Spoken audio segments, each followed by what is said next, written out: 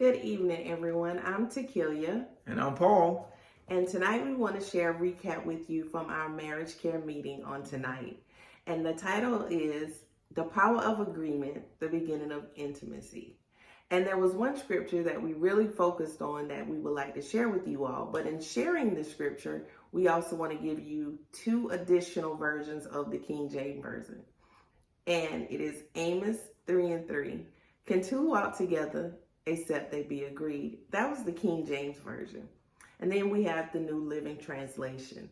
And it states, can two people walk together without agreeing on the direction? And the third scripture is the Amplified Version. And it's, do two men walk together unless they have made an appointment? So here's a profound thing or the common denominator with these scriptures here. We know the difference in translation that means something, right? So one right off the bat, it talks about two, whether it's two walk together, two people walk together, two men walk together. So there's two, okay? We understand that more can be done with two. Two is greater than one, right? And so we talk about two. So two is significant. Now it talks about walking. It means when you walk, you can't just stay still. Walking requires movement. Okay, so there's two and then there's movement. Now they talk about in order to do the walking and to be two walking together, it says two walk together. It says except, without, unless. Except, without, unless. And what does that mean? They can't walk together. The two cannot walk together. The two can't move forward. Because you typically don't walk backwards, right? The two can't move forward except, without, unless they agree. That's another common denominator that talks about agreement. They have to agree. And I like the Amplified Version. It says, unless they have made an appointment. How many of you in marriage are meeting? You have appointments set aside to discuss and agree on certain topics, certain schedules, goals, assignments, plans, vision for your family. How often are you doing that? And are you doing it at all? And my wife and I, we stress all the time, in every job that you do, every work, whether it's military, whether it's civilian world, they have meetings. Any major corporation or company, business, entrepreneur, whatever the case, small business, they have meetings, whether it's weekly, whether it's multiple times throughout the day. Now, if they have it in their mind to meet to be successful, what are you doing in your marriage? Or why aren't you rather meeting in your marriage if you're not? To be successful within your marriage, to grow, to stay on the same page, because so often things happen throughout the week, rather throughout the day sometimes. And if you don't meet to discuss, and I ain't talking about a long, drawn out hour, 30 minutes meeting, just to say, hey, this is the change to take place. So it's so important to have those meetings, but it's very important to come and agree on what's going on, what's been discussed, on what's taking place. The next segment is to understand the purpose of agreement versus understanding. And what we wanted to know on tonight, which one do you really think comes first?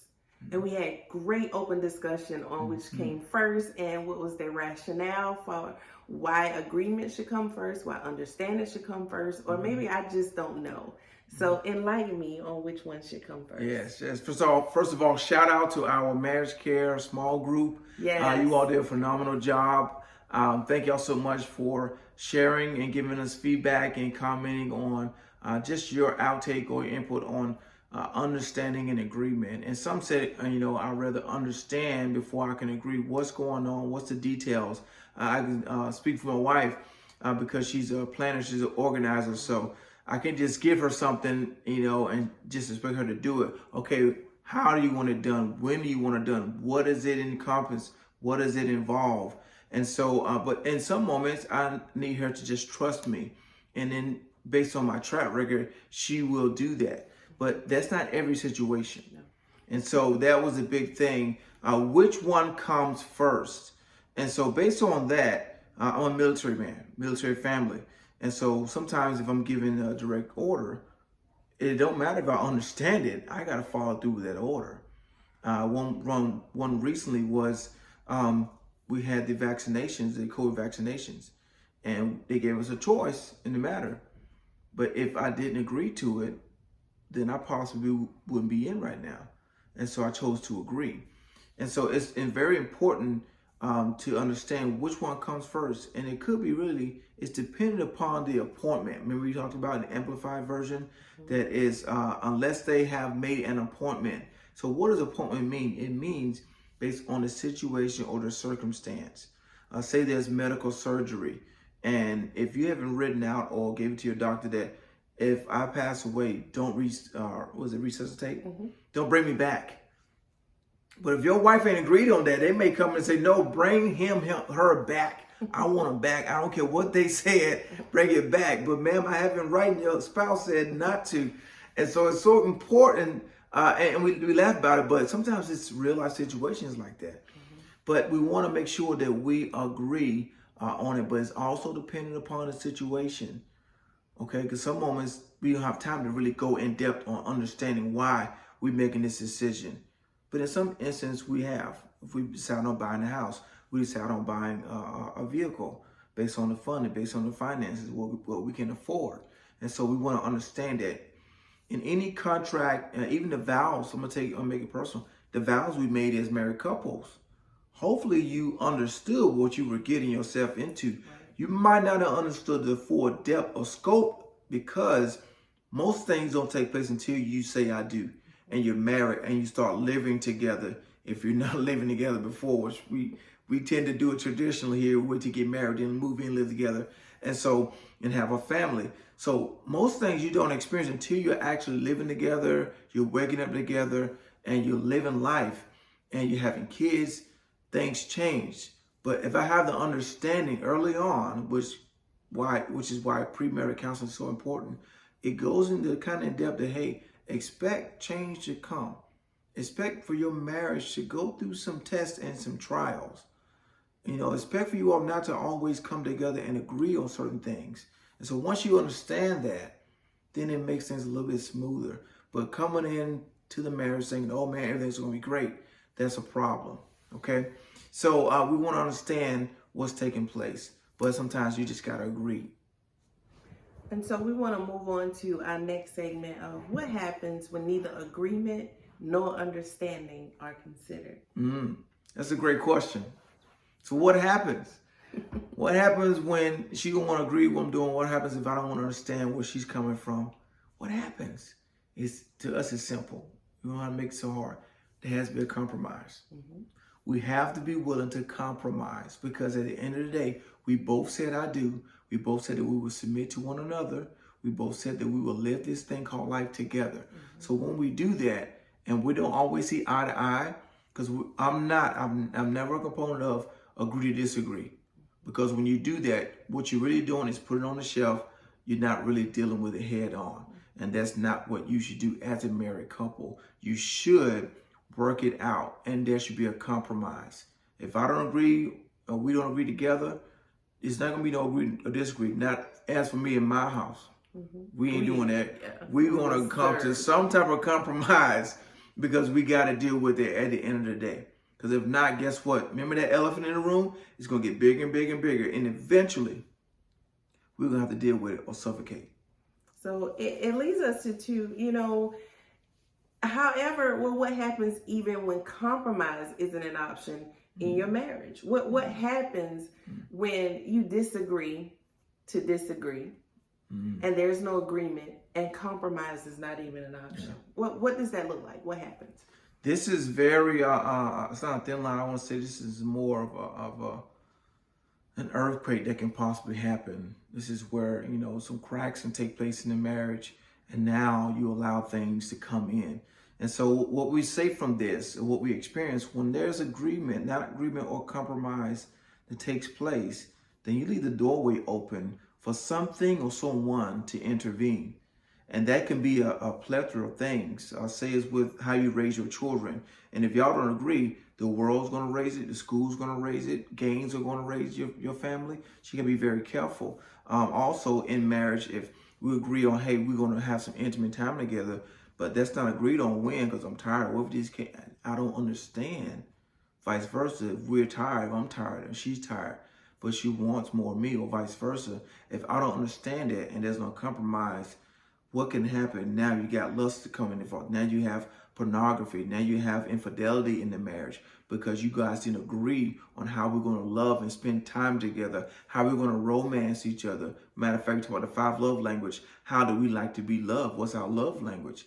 And if we don't take the time to understand, not just know that's her love language for what is yours? Yours is quality time together. If I don't understand that, but not only understand it, but cater to that, what am I leaving open? Wow, that's good. That's good. When there's a crack open, we just kind of express, we're here in Florida, and you have lizards and you have all types of things. So you can leave the door open and the lizard can be so small, but it can enter. You have now an invasion that has come into a crack that you left open. And then not only that, we can take something even smaller. A mosquito may come into your home. And then what happens when a mosquito bite you? They are sucking blood from your body. You made a covenant with your spouse. So now you have opened an opportunity for an invasion to come in and now suck on something that is now going to be detrimental to the flesh of your body. So not only are you dealing with the crack that you left open, now you're dealing with the whole new situation of an invasion that you allowed to come in. And not only that, if the crack is left open, they're going to bring their friends. And then now you got an even bigger problem. So whenever there's no compromise, whenever there is no agreement, you leave an opening for any and everything to come in and create boundaries and really just intercede and come into your marriage and create issues that could have been dealt with if you learn to agree and compromise on what we're going to do that works best for both of us. And even that, like you say, you now cause a bigger issue on top of never dealing with what you never agreed to compromise, agree, or understand. That's good. And so now you have something even more when it could have been resolved at the lower level. And so it's so important to face it head on. And so these are just some of the questions we talked about here tonight. It was a great discussion, great gathering in the event of the power of agreement and what does it mean. The scripture talks about God has not given us a spirit of fear, but of power, love, and a sound mind. What power has God given you in your marriage that you are not utilizing or that's been underutilized? Woo, that's good. And so it's so important to realize what dominion you carry. But if you can have the dominion but not walk ye there in it, what's the problem? And who's going to take that power and dominion? So we want to empower each and every couple tonight to walk out, to walk together, to begin to agree, understand, and compromise for the betterment, for the evolution of your marriage, so that God can do a new thing, a great thing in your marriage. So this is just a small segment of what was discussed tonight on the power of agreement as it regards intimacy. And we will have more to come. And there's 3 points we want to share with you during our next time when we're before you. But other than that, we love you.